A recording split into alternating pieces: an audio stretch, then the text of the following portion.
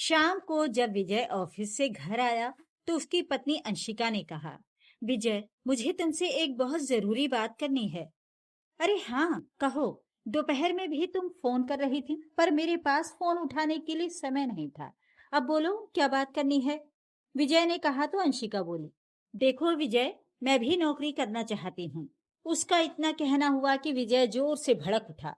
तुम्हें किस बात की है अंशिका, जो तुम जॉब करने की बात कर रही हो? तुम्हें पता है ना, हमारे घर की बहुएं बाहर जाकर काम नहीं करती। अच्छा, तो फिर मोना कैसे कर रही है? वो इस घर की बहू नहीं है क्या? उस पर ये नियम लागू नहीं होता क्या? सिर्फ मुझ पर ही इस घर के नियम कायदे लागू होंगे? गुस्से से अंशिका ने कहा तो विजय बोला, अंशिका, वो शादी से पहले से जॉब करती आई है, और वैसे भी वो तुमसे ज्यादा पढ़ी लिखी है। उसने इंजीनियरिंग की है, और तुमने मुश्किल से ग्रेजुएशन की होगी, और वो भी पता नहीं ठीक से पढ़ी भी हो या नहीं, या फिर यूं ही डिग्री लेकर बैठ गई हो और जॉब करने की बात कर रही हो। इतना कहकर विजय व्यंग्यात्मक हंसी हंसने लगा। फिर बोला, वैसे भी तुम्हें कोई काम तो देने वाला नहीं है, और गलती से कोई छोटी मोटी नौकरी मिल भी गई तो 2-4 हजार कमा लोगी, और इन 2 पैसे से क्या कर लोगी? घर तो आखिर मेरे पैसे से ही चलेगा। बड़ी आई दुनिया में दूसरों से बराबरी करने वाली। चुपचाप बच्चे संभालो और चूल्हा चौका देखो। ये जॉब वॉब तुम्हारे बस का नहीं है। पुरुषत्व अहंकार में भरकर विजय ने कहा।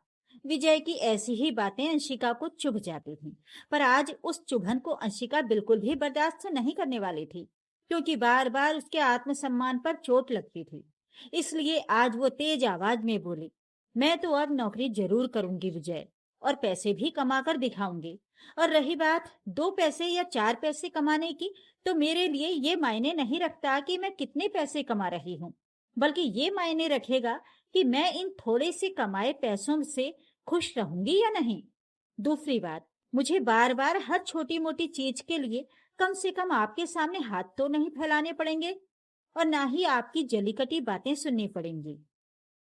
उसकी बात सुनकर विजय भी चिल्लाते हुए बोला, देखो अंशिका, तुम हद से ज्यादा बोल रही हो। एक बार मैंने मना कर दिया ना, तो बस तुम नौकरी नहीं करोगी, तो मतलब नहीं करोगी। और हाँ, माँ बाबूजी भी तुम्हें इसकी इजाजत नहीं देंगे। इसलिए ख्वाब देखना बंद कर दो, और जितना मिल रहा है उसमें खुश रहो। क्यों ख्वाब नहीं देखेगी? देखेगी। और क्यों नहीं करेगी अंशिका नौकरी? और ये तुझे किसने कह दिया कि इस घर की बहुएं नौकरी नहीं करती? जब छोटी बहू मोना जॉब कर सकती है, तो अंशिका क्यों नहीं?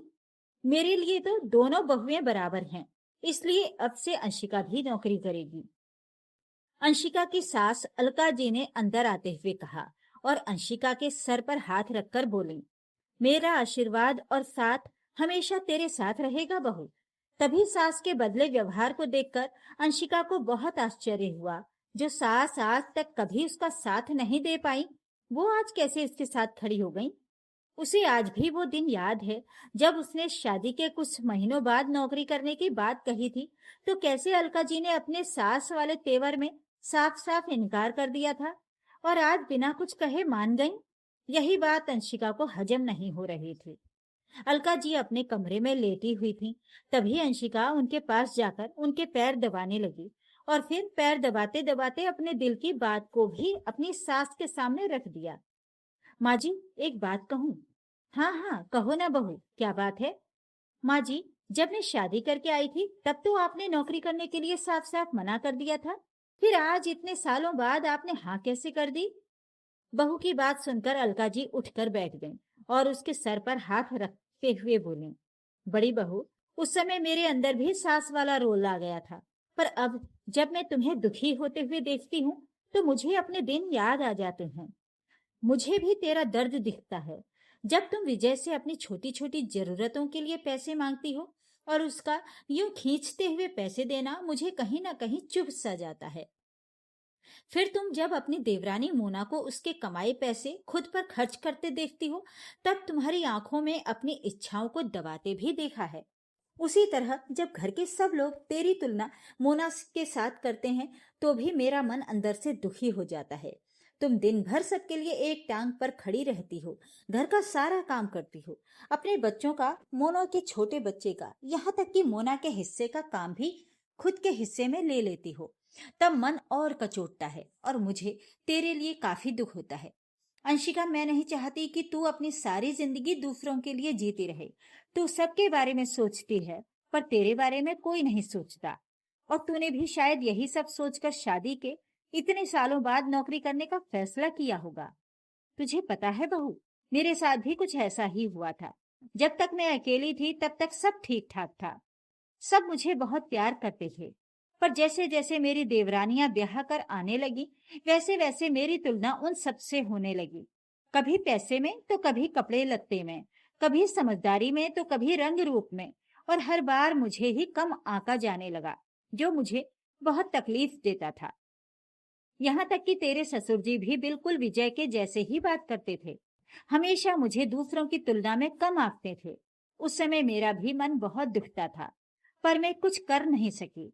आखिर बड़ी बहू जो थी घर की, तो मन मारकर जीने की आदत सी हो गई थी। पर तेरे साथ मैं ऐसा नहीं होने दूंगी बहू, ये वादा रहा मेरा। कहते कहते अलका जी की आंखें सजल हो गईं। फिर लंबी सांस लेते हुए बोली, इसलिए मैं नहीं चाहती बहू कि जो मैंने सहा वो तू भी सहे। सबको अपनी जिंदगी जीने का पूरा हक है। और अब तो तेरे बच्चे भी बड़े हो गए हैं, इसलिए तू अपने मन मुताबिक नौकरी ढूंढ ले और सबको दिखा दे कि तू भी किसी से कम नहीं है। भले ही तुम दो पैसे ही कमाओगी, पर शांति से जी भी पाओगी। यूं दुत्कार तो नहीं सहन करना पड़ेगा तुम्हें। अलका जी के दिल की बात सुनकर आज अंशिका की आंखों से भी झरझर आंसू बहने लगे। वो अपनी सास का हाथ अपने हाथों में थामते हुए बोली, मैं कितनी गलत थी माँ जी। मैंने कैसे सोच लिया कि आप भी पूरे परिवार की तरह मुझे बेवकूफ समझती हैं, अनपढ़ समझती हैं। पर आप तो मेरी सबसे अच्छी मार्गदर्शिका हैं और हमदर्द निकली। कितना सोचती हैं आप मेरे बारे में माँ जी। शायद मेरी सगी माँ भी इतना नहीं सोच पाती। धन्यवाद माँ जी, मुझे समझने के लिए और मेरा साथ देने के लिए। ऐसा कहकर अंशिका अलका जी के गले से लग गई। लेकिन तभी उसे अचानक अपने ससुर जी का ख्याल आया, तो तुरंत ही उसकी खुशी वाला चेहरा उतर गया और मायूस होते हुए बोली, पर माँ जी, क्या बाबूजी तैयार होंगे इसके लिए? जरूर होंगे, क्यों नहीं होंगे। और नहीं भी होंगे तो मैं मनाऊंगी उन्हें। अपने लिए ना सही, पर तेरे लिए जरूर लड़ने को तैयार हूँ। इसलिए तू चिंता मत कर और कल से ही नौकरी ढूंढना शुरू कर दे। अलका जी ने प्यार से उसके गाल सहलाते हुए कहा। तो अंशिका बोली, माँ जी, मुझे नौकरी मिल गई है। मैंने पहले ही नौकरी के लिए रिज्यूमे दे रखा था, इसलिए कल ही मुझे एक प्राइवेट स्कूल में हिंदी की टीचर के लिए जॉब का ऑफर मिला है और सैलरी भी 10,000 रुपए है। और माँ जी, वो कल से ही ज्वाइन करनी है। वाह बहू, ये तो बहुत अच्छी बात है। इससे बेहतर तो कोई नौकरी हो ही नहीं सकती। आत्मसम्मान भी, पैसे भी और इज्जत भी। जुग जुग जियो बहू। अब से मोना भी घर के आधे काम करेगी और अब उसके पास नौकरी जैसे शब्द का बहाना भी नहीं रहेगा और ना ही उसे किसी का सपोर्ट मिलेगा। इसलिए अब तू जा बहू, आराम कर। तुझे कल से काम पर भी तो जाना है। जी माँ जी, कहकर अंशिका अपने कमरे में चली गई। दरअसल अंशिका की देवरानी मोना की शादी को 2 साल हुए थे और जब से वो इस घर की बहू बनकर आई थी, तब से घर के सभी लोग उसे बहुत तवज्जो देने लगे थे। घर के हर छोटे छोटे फैसले में उसकी भी सहमति ली जाती थी। यहाँ तक कि ससुर जी भी उसी की सहमति लेते थे। अंशिका का पति विजय भी अक्सर अंशिका के पास आकर मोना की शैक्षणिक योग्यता देखकर उसकी तारीफों के पुल बांधता रहता है। और अंशिका थी कि 24 घंटे बस अपने घर के कामों में ही व्यस्त रहती। इसलिए सुबह से रात तक सारे घर के काम अंशिका के जिम्मे आ जाते। खैर, रात यूं ही बेसब्री में निकल गई और सुबह हो गई। अंशिका ने सुबह उठकर सबके लिए नाश्ता तैयार किया और सबका टिफिन पैक कर दिया। फिर दोनों बच्चों को उठाकर तैयार किया और खुद भी तैयार होने लगी, जिसे देखकर उसका पति विजय मन ही मन बुदबुदाते हुए बोला, हो लो, जितना मर्जी उतना तैयार हो लो, पर जब बाबूजी रास्ते में रोड़े अटकाएंगे तब समझ आएगा कि कौन कितने पानी में है और कौन किस लायक है। ऐसा सोचते हुए विजय अपना बैग लेकर बाहर निकल गया। अंशिका भी तैयार होकर उसी के पीछे पीछे बच्चों को लेकर बाहर आ गई। लेकिन तभी अंशिका के ससुर मनोहर जी भी वहां आ गए और अंशिका को देखकर बोले, सुबह सुबह तुम कहाँ जा रही हो बहू? बच्चों के स्कूल में कुछ काम है क्या? ससुर के आगे पल भर के लिए अंशिका बुत बनकर रह गई, लेकिन तुरंत संभल गई और जैसे ही कुछ कहने के लिए मुंह खोला, तभी उसकी सास अलका जी वहां आ गई और बोली, बच्चों के स्कूल में कुछ भी काम नहीं है। बस वो बड़ी बहू को स्कूल में हिंदी टीचर की नौकरी मिल गई है, तो आज से वो ज्वाइन कर रही है। मनोहर जी भड़क उठे। तुम दोनों सास बहू का दिमाग खराब हो गया है क्या? बड़ी बहू, अभी के अभी अंदर जाओ और 2 पैसे के टीचर की नौकरी करके हमारे घर की इज्जत को पानी में मिलाने जा रही थी। छोटी बहू को देखकर तुम्हारे पर निकल रहे हैं। अरे वो आज की लड़की है, पढ़ी लिखी समझदार है, अपना अच्छा बुरा जानती है। पर बड़ी बहू, तुम्हारी शादी को 8 साल हो गए हैं, लेकिन फिर भी तुम आज तक हम सब पर निर्भर हो, क्योंकि तुम्हारे पास न ज्ञान है और ना ही दुनियादारी की समझ है। और जिसे दुनियादारी की बिल्कुल समझ नहीं हो, वो दुनिया से बराबरी करने चली है। फिर गुस्से से चिल्लाते हुए बोले, मैंने कहा ना बड़ी बहू, अभी के अभी अंदर जाओ। मनोहर जी के इतना कहने पर भी अंशिका वहीं खड़ी रही, क्योंकि आज वो वापस अंदर जाने के लिए कमरे से बाहर नहीं निकली थी, बल्कि खुद को साबित करने के लिए घर से बाहर कदम बढ़ाया था। इसलिए वो बिना डरे बोली, बाबूजी, आज तक मैंने वही किया जो सभी ने चाहा, पर आज मैं वही करूंगी जो मेरा दिल चाहता है। और हाँ बाबूजी, मेरी चुप्पी का मतलब ये नहीं कि मैं कमजोर हूँ, ना समझ हूँ, बेवकूफ हूँ, बल्कि ये मेरे संस्कार हैं जो आज तक सर झुकाकर सबकी बात मानती आई हूँ। अगर मैंने दुनियादारी की समझ दिखाई ना, तो ये घर अभी के अभी टूट जाएगा बाबूजी। अपनी देवरानी मोना की तरफ नजरें डालकर अंशिका ने कहा। फिर अपने पति, जो काफी देर से अंशिका को देखकर मन मन मुस्कुरा रहा था, उसकी तरफ देखकर बोली, आज जो मेरे पति निश्चिंत होकर यहाँ वहां भटकते रहते हैं, उसकी वजह भी मैं ही हूँ। अगर मैंने उनकी सारी जिम्मेदारी नहीं उठाई होती, तो उन्हें इतनी आजादी नहीं मिलती। और इन सब के बदले अगर मैंने आज अपने बारे में सोचना शुरू कर दिया, तो क्या बुरा किया है? बाबूजी, क्यों घर की छोटी बहू को हर चीज की आजादी दी जाती है और बड़ी बहू पर पाबंदियां लगा दी जाती हैं? बोलिए बाबूजी, क्यों हर बार मेरी तुलना छोटी बहू से की जाती है और फिर मुझे भला बुरा कहा जाता है? क्यों नहीं कभी देवरानी की मेरे द्वारा किए गए काम से तुलना की जाती है? अगर वो बाहर काम करती है, तो मैं भी 24 घंटे घर का काम करती हूँ और उससे कहीं ज्यादा करती हूँ, पर किसी को नहीं दिखते मेरे किए गए काम। अगर बाहर जाकर पैसे कमाना ही खुद को बेहतर साबित करना है, तो फिर मुझे क्यों नहीं दिया जा रहा है ये मौका? बताइए बाबूजी, क्यों? अंशिका के सवालों का जवाब आज मनोहर जी के पास नहीं था, इसलिए वो चुपचाप सर झुकाए अंदर चले गए। और अंशिका का पति और उसके देवर देवरानी भी शर्मिंदगी महसूस करते हुए ऑफिस चले गए। और अलका जी अपनी बड़ी बहू की बलाइयां उतारते हुए बोली, वाह बड़ी बहू, आज तो तूने सबकी बोलती ही बंद कर दी। आज तूने साबित कर दिया कि तेरी भी कुछ अहमियत है। जा बेटा, तेरी नई जिंदगी तेरा इंतजार कर रही है। कहते हुए अलका जी ने अंशिका को दही शक्कर खिलाया, तो अंशिका ने अलका जी के पैर छूकर प्रणाम किया और पूरे आत्मविश्वास के साथ अपने नए सफर पर निकल पड़ी, पूरी दुनिया से बराबरी करने। अंशिका को देखकर आज अलका जी भी बहुत खुश थीं। उन्हें तो ऐसा लग रहा था मानो वो अपनी जिंदगी की जंग जीत गई हैं। वो काम जो वो कर नहीं पाई, आज वो बड़ी बहू ने करके दिखाया, और इसका असर मनोहर जी पर भी साफ साफ दिख रहा था। वो आज अलका जी से भी नजर मिलाने में कतरा रहे थे। कहीं ना कहीं अंशिका के शब्द उन्हें ये सोचने पर मजबूर कर रहे थे कि उन्होंने अलका जी के साथ भी बहुत गलत बर्ताव किया है। इसलिए वो अलका जी के पास आकर बोले, अलका, मैं कितना गलत था, आज मुझे उसका एहसास हो रहा है। जिस तरह मैंने तुम्हें हमेशा अपनी गिरफ्त में रखा, ठीक उसी तरह बड़ी बहू भी हम सबकी गिरफ्त में रही है। मुझे कभी दिखाई नहीं दिया कि घर की बड़ी बहू के भी कुछ अरमान होते हैं, उसकी भी अपनी जिंदगी होती है, उसे भी सबके सपोर्ट की आवश्यकता होती है, उसे भी बराबरी का दर्जा मिलना चाहिए जो अन्य सभी बहुओं को मिलता है। पर मैंने आज तक क्या किया? बड़ी बहू के हिस्से सारी जिम्मेदारी दे दी और छोटी बहू को हद से ज्यादा सिर पर बिठा लिया। उसके हर सलाह मशवरे को तवज्जो दिया और बड़ी बहू से कभी पूछना भी जरूरी नहीं समझा। इसी तरह तुम्हारे साथ भी यही करता आया हूँ। तुम्हारे आत्मसम्मान को रौंदता रहा और सबके सामने तुम्हें छोटा बनाकर तुम्हारे आत्मविश्वास को तोड़ता रहा, और तुम खुद के मन को मारकर और खुद को तोड़कर समझौता करती गई। आज तक मैंने जो तुम्हारे साथ किया, उसके लिए मुझे माफ कर दो। अलका, मैं तो शुक्रगुजार हूँ बड़ी बहू का, जिसने मेरी आंखें खोल दी।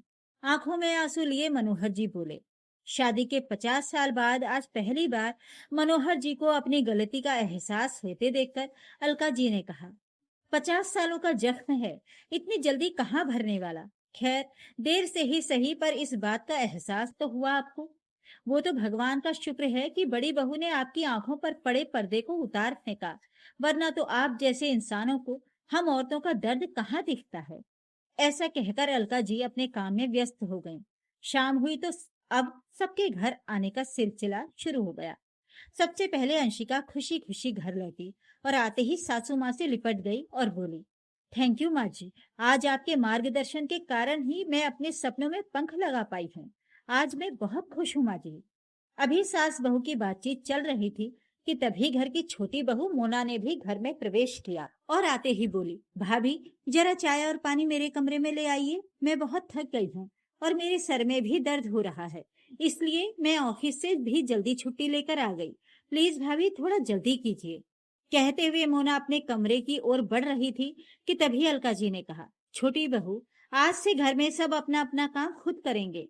जिसे चाय पीना है, जिसे नाश्ता करना है, वो अपने हाथ पैर खुद चलाए और खाए, क्योंकि इस घर में कोई भी किसी का नौकर नहीं है।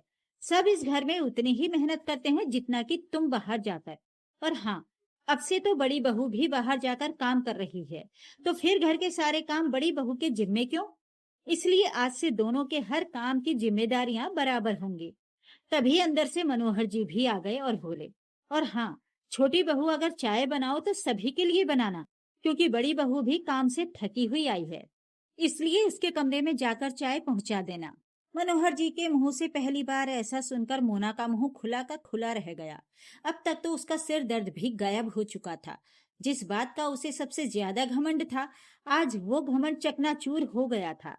इसलिए जी बाबूजी कहकर मोना अपने कमरे में चली गई और कपड़े चेंज करके गुस्से में रसोई में चाय बनाने के लिए आ गई। जैसे ही मोना चाय बनाकर बाहर आई, वैसे ही विजय और मोना का पति कपिल भी आ गया और आते ही उन दोनों की नजरें मोना के हाथों में पकड़े चाय की ट्रे पर गई। मोना के उतरे चेहरे को देखकर उन दोनों को इतना तो पता चल ही गया था कि घर का माहौल कुछ बदला हुआ है। जहां कभी मोना की जगह अंशिका होती थी, आज वहां मोना चाय लिए खड़ी थी। खैर, विजय और कपिल अपने अपने कमरे में चले गए। विजय जैसे ही कमरे में गया तो उसकी नजर अंशिका पर पड़ी। वो बेड पर बैठकर चाय पी रही थी और चेहरे पर आत्मविश्वास की लकीरें साफ दिखाई दे रही थीं। आज जो कुछ भी सुबह से हो रहा था, वो अंशिका के साथ अच्छा ही हो रहा था।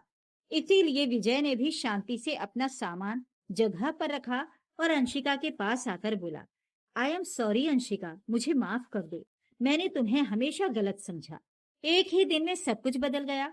जहाँ तुम्हें होना चाहिए था, वहां मोना है, और जहाँ मोना को होना चाहिए था, वहां तुम हो। मानना पड़ेगा अंशिका, इसी बात पर कुछ गर्मा गर्म पकौड़े और चाय पिला दो। आखिर पुरुष वाला अहंकार जो था विजय के पास, इतनी जल्दी उतरने वाला कहाँ। सब कुछ बदल गया था। इसलिए उसने कहा, सॉरी पतिदेव जी, चाय का बर्तन और प्याज रसोई में ही पड़े हैं, कृपया अपने हाथ चलाएं और खुद बना लें। वो क्या है ना, आज काम का पहला दिन था, तो मुझे बहुत सारे काम निपटाने हैं। इतना कहकर अंशिका अपने काम में व्यस्त हो गई और विजय वहीं खड़ा उसका मुंह देखता रह गया। तो ये थी आज की कहानी। आपको ये कहानी कैसी लगी कमेंट बॉक्स में जरूर लिखें। वीडियो को लाइक और शेयर जरूर करें और मेरे चैनल को सब्सक्राइब भी जरूर कर लीजिएगा। धन्यवाद।